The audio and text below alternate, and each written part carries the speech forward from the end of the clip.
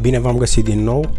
Avem un Renault Master motor ZD3A202, motorul de 3000 cunoscut ca motor de Nissan, dar în mare parte cablajele electronice sunt asemănătoare și cu motorul de 2.5.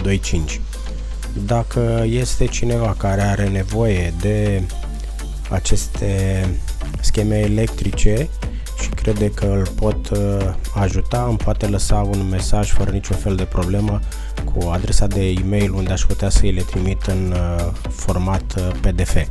Asta voi face în limita timpului disponibil, dar mai devreme sau mai târziu le voi trimite.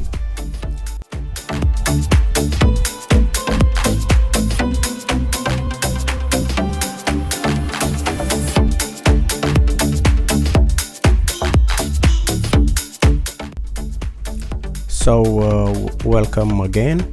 We have a Renault Master with electronic problems.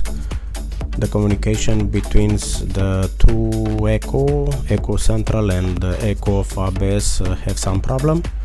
If somebody needs these documents, I can send them on the email address in PDF format.